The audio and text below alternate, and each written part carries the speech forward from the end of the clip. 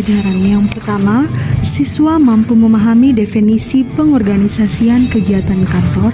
Yang kedua, siswa mampu memahami prinsip-prinsip kegiatan kantor. Yang ketiga, siswa mampu memahami jenis-jenis keputusan dalam pengorganisasian kegiatan kantor. Yang keempat, siswa mampu memahami asas-asas pengorganisasian kegiatan kantor. Dan yang kelima, siswa mampu menjelaskan konsep pengorganisasian kegiatan kantor dengan baik.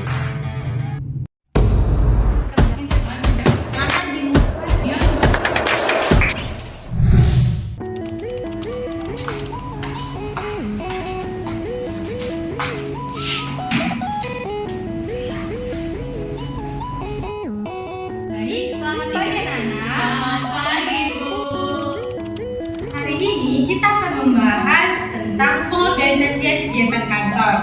Nah anak-anak, pada hari ini pengorganisasian kantor yang akan kita bahas, ruang lingkupnya yaitu definisi, prinsip-prinsip, jenis-jenis, asas-asas pengorganisasian, dan yang terakhir konsep pengorganisasian kegiatan kantor dengan baik. Baik anak-anak, minggu lalu kita sudah membahas terkait dengan etika dan tata krama perkantoran.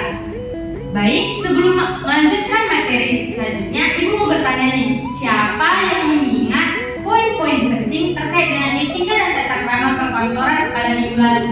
Yang tahu boleh tunjuk tangan ya. Ibu Widya, dipersilakan.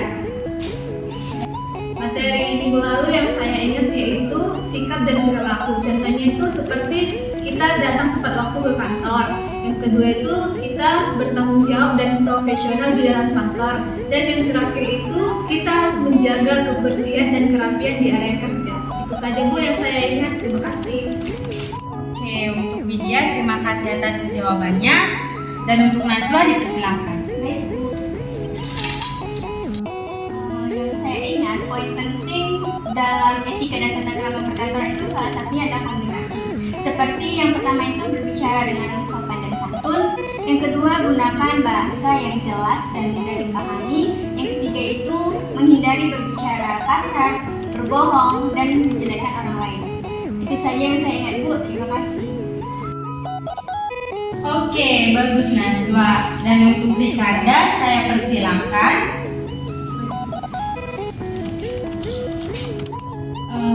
Baik, seperti saya mengingat itu seperti etika berpakaian. Yang pertama itu kenakan pakaian yang rapi dan sopan, kemudian hindari menggunakan baju yang ketat, kemudian yang ketiga itu gunakan sepatu yang nyaman dan sesuai dengan tempat kerja.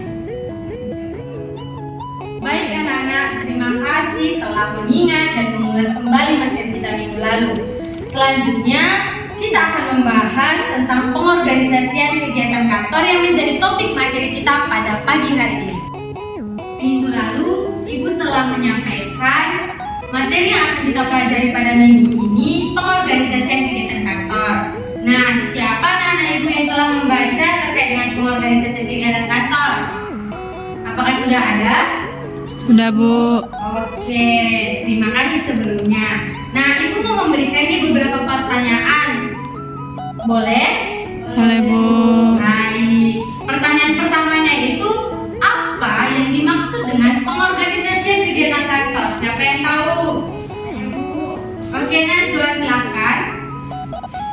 Jadi Bu, pengertian dari pengorganisasian kegiatan kantor itu adalah proses menyusun struktur organisasi, membagi tugas-tugas, dan membuat peraturan dan prosedur kerja agar semua karyawan dapat bekerja dengan terarah dan efisien. Itu saja Ibu, terima kasih. Terima kasih Najwa. Silakan duduk. Baik anak-anak Ibu, setelah kita mendengar definisi dari Najwa, kita akan membahas terkait dengan prinsip pengorganisasian kegiatan kantor. Yang pertama itu ada pembagian kerja yang jelas. Nah, jadi setiap karyawan itu memiliki sebuah tugas yang jelas dan terstruktur, dan setiap karyawan harus menanggung-jawabi tugas-tugas yang diberikan. Prinsip yang kedua itu koordinasi yang baik. Jadi semua bagian harus saling bersinergi dan bekerja sama dengan baik, apalagi dalam sebuah tim atau kelompok. Nah, jika kita bekerja di perkantoran itu, kita akan biasa dengan tugas-tugas kelompok. Nah, hal ini harus dikoordinasi dengan baik. Yang ketiga itu efisiensi. Semua kegiatan yang dilakukan harus dengan cara yang paling hemat waktu dan sumber daya. Itu efisiensi. Semua kegiatan harus dilakukan dengan cara yang paling hemat waktu dan sumber daya. Nah, yang selanjutnya itu spesialisasi. Setiap karyawan harus bekerja sesuai dengan keahlian dan kemampuannya. Nah, itu yang dinamakan kita harus menguatkan skill kita. Nah, selanjutnya itu sentralisasi dan desentralisasi. Wewenang dan tanggung jawab harus didelegasikan kepada tingkat yang tepat. Yang selanjutnya hierarki. Harus ada struktur organisasi yang jelas dan terarah. Jadi tidak hanya terbentuk saja struktur itu, namun harus terarah juga dia. Selanjutnya akuntabilitas. Setiap karyawan harus bertanggung jawab atas pekerjaannya. Jadi kita harus menanggung-jawabi apa yang telah menjadi tugas kita. Baik anak-anak, prinsip-prinsip yang Ibu jelaskan, apakah ada yang ditanyakan? Baik, kita lanjut kepada keputusan pengorganisasian yang baik. Keputusan kantor yang baik. Yang pertama itu keputusan strategis, di mana keputusan ini berkaitan dengan tujuan dan arah organisasi secara keseluruhan. Yang kedua, keputusan taktis, di mana keputusan ini berkaitan dengan pelaksanaan program dan kegiatan organisasi. Dan yang terakhir itu keputusan operasional, di mana keputusan ini berkaitan dengan kehidupan atau kegiatan sehari-hari dalam organisasi. Nah, yang terakhir yang akan kita bahas itu yaitu asas. Nah, pada asas pengorganisasian kegiatan kantor itu terdapat asas spesialisasi, asas koordinasi, asas sentralisasi, asas desentralisasi, asas akuntabilitas, dan asas fleksibilitas. Baik anak-anak, dari materi yang kupaparkan, apakah ada yang kurang mengerti? Tidak, Bu. Baik. Untuk memperkuat pendalaman materi kita pada pagi hari ini, Ibu akan memberikan kasus kepada anak-anak sekalian. Sebelum itu, Ibu akan membagi kalian menjadi beberapa bagian kelompok. Baik, untuk kelompoknya, apakah bisa kita memakai kelompok yang minggu lalu? Bisa, Bu. Oke, sekarang anak-anak duduk sesuai dengan kelompoknya masing-masing.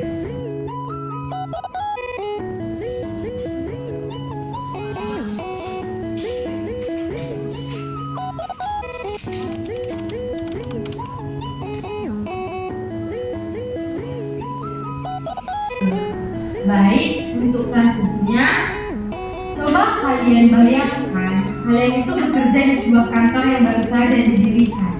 Kantor itu masih baru, berkembang, dan belum memiliki struktur organisasi yang jelas. Hal ini menyebabkan banyaknya permasalahan dalam menyelesaikan pekerjaan, seperti tumpang tindih tugas, kurangnya koordinasi antar bagian, dan lain sebagainya.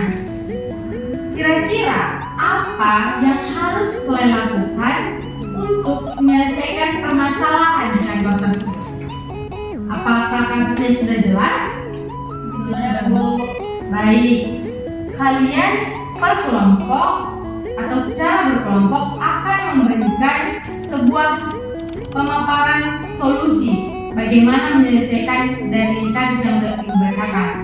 Ibu akan memberikan waktu kurang lebih 30 menit dan kalian akan mempresentasikannya di depan kelas. Baik, apakah sudah mengerti? Sudah, Bu. Baik, diskusinya sudah bisa kita mulai.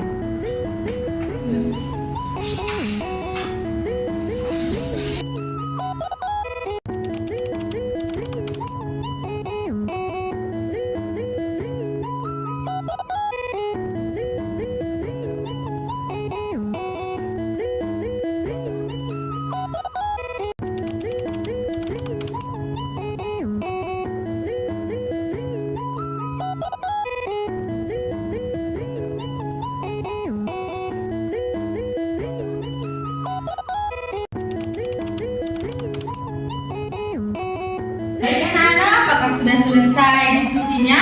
Sudah, Bu. Oke, kita akan memulai presentasi yang akan dimulai oleh kelompok 1. Baik, perwakilan dari kelompok 1 dapat membacakan hasil diskusinya ke depan kelas.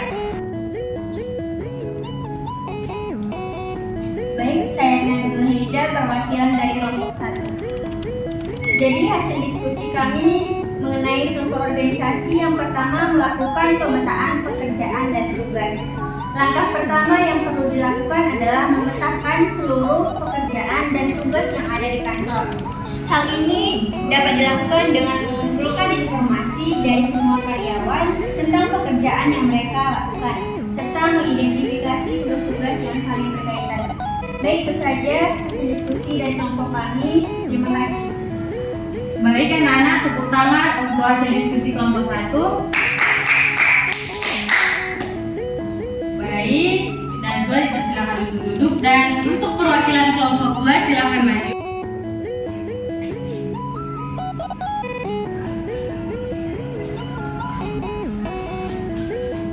Baik, saya Rika Fadlan Tiawa mewakili kelompok 2. Nah, menurut kelompok kami itu membuat badan organisasi. Nah, setelah struktur organisasi ditentukan, langkah selanjutnya itu merupakan membuat badan organisasi yang menggambarkan struktur organisasi secara visual. Kemudian, badan organisasi harus menunjukkan hubungan antar divisi atau departemen, serta garis komando yang jelas. Nah, badan organisasi dapat membantu karyawan untuk memahami struktur organisasi dan mengetahui kepada siapa mereka melapor. Hal ini dapat membantu meningkatkan koordinasi antar bagian dan mencegah tumpang tindih tugas. Baik, demikianlah pemaparan dari hasil diskusi kami. Terima kasih. Baik, terima kasih untuk kelompok 2 dan mari kita berikan aplaus.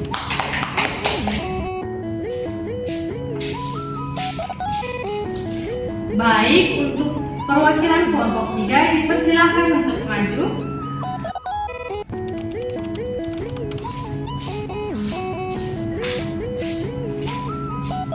Baik, saya perwakilan dari kelompok 3 akan mempresentasikan hasil diskusi kami. Solusinya yaitu melakukan evaluasi yang dimana untuk melihat apakah struktur organisasi yang baru sudah efektif. Jika masih ada masalah, lakukan penyesuaian yang diperlukan dengan menerapkan solusi-solusi seperti evaluasi. Diharapkan permasalahan struktur organisasi yang belum jelas itu dapat diatasi. Hal ini juga dapat meningkatkan kinerja kantor dan mencapai tujuan organisasi. Sekian dari kelompok saya. Terima kasih. Baik, kita berikan aplaus kepada kelompok 3. Kepada Lydia, silakan dulu. Nah, anak-anak, terima kasih ya atas jawaban-jawaban atau solusi-solusi yang telah diberikan. Semua solusi yang diberikan oleh kelompok sudah sangat bagus. Nah, jadi anak-anak, terkait dengan materi yang telah kita bahas, pengorganisasian kegiatan kantor itu harus dilakukan dengan struktur organisasi yang jelas dan terang. Nah, dari hasil diskusi tadi terdapat 3 poin dari solusinya. Yang pertama itu melakukan pemetaan pekerjaan dan tugas. Nah, jadi setiap pekerjaan itu harus juga selesai dan setiap karyawan yang bekerja pada kantor harus memenuhi tanggung jawabnya atas pekerjaan yang telah diambil. Nah, yang kedua itu membuat badan organisasi. Jadi sebuah organisasi itu tidak hanya terbentuk saja, tetapi harus juga terstruktur dan sebuah organisasi itu harus menunjukkan hubungan yang baik antar divisi atau departemen. Yang ketiga itu menyusun standar operasional, prosedur atau SOP yang seperti dikatakan oleh kelompok 3 tadi ya. Kelompok 3 yang melakukan evaluasi. Nah, selain melakukan evaluasi itu, pada SOP ini juga melakukan pelatihan. Nah, di sebuah perkantoran itu ada juga yang namanya pelatihan. Pelatihan ini dapat membantu karyawan untuk memenuhi peran dan tanggung jawab mereka serta meningkatkan koordinasi antar bagian. Nah, selain itu, SOP ini juga membangun komunikasi yang terbuka. Pastikan dalam sebuah perkantoran itu juga memiliki komunikasi yang baik antar karyawan, antar bos ya kan, seperti yang sering kita dengar. Nah, dan yang terakhir itu seperti yang disajikan oleh kelompok 3 yaitu melakukan evaluasi. Baik, materi pada pagi hari ini, apakah ada anak-anak ibu yang ingin bertanya atau ada hal yang ingin ditanyakan gitu? Gimana? Apa sudah jelas? Sudah. Oke, baik. Minggu berikutnya kita akan membahas tentang alat-alat kantor. Kita dapat anak-anak ibu dapat membacanya di buku kita halaman 139 seperti yang sudah dikatakan tadi. Dan tugas individu jangan lupa ya untuk dikumpulkan kepada ibu minggu depan. Tugasnya, apakah sudah jelas terkait tugasnya? Sudah. Nah, cukup sekian pertemuan kita pada pagi hari ini. Selamat pagi dan terima kasih ya. Pagi, Bu.